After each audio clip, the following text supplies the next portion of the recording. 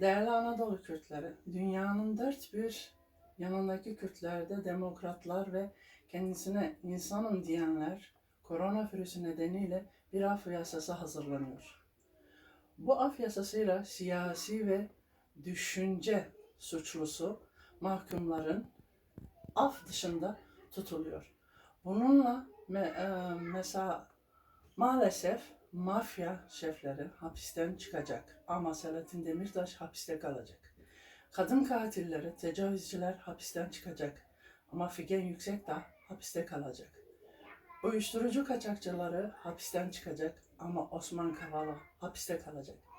Gazetecileri darp edenler hapisten çıkacak ama yüzlerce gazeteci hapiste kalacak. Faşist katiller hapisten çıkacak ama sadece Kürt olduğunu dile getirmek isteyen, ana dilini konuşmak isteyen on binlerce siyasi hapiste kalacak. Biz PKK olarak bu gayri insani durumu kabul etmiyoruz ve bütün demokrat insanlara tepki vermeye çağırıyoruz. Lütfen tepkinizi gösterin ve bizi destekleyin. Değerli Orta Anadolu Kürtleri, bu çağrı bizim platform kurdun Anatolia Navin, PKK olarak Avrupa'da yaşayan Orta Anadolu Kürtlerinden acil yardım çağrımızdır. Hepimiz çok iyi biliyoruz ki Türkiye başından beri koronavirüs konusunda şeffaf bir politika izlemedi.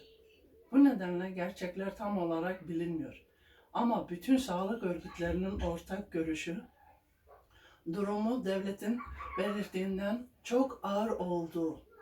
Bu nedenle biz yardımımızı çok önemli değerli Orta Anadolu Kürtlere Avrupa Hevyasor Kürdistan'a yoluyla Kardeş Aile kampanyasına katılabilirsiniz.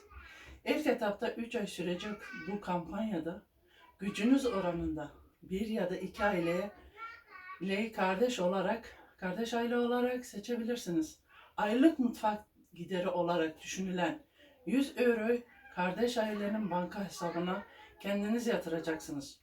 Böylece hiç kimsenin maddi değerle teması olmayacak. Orta Anadolular olarak bu kampanyaya gücümüz oranında mutlaka katılım sağlamalıyız. Unutmayalım, başkalarının acılarını duyabiliyorsak daha iyi insan olabiliriz. Zor durumdaki insanlarımıza elimizi uzatalım. Hemen dayanışma gücüyle bu sorunlara üstesinde gelelim.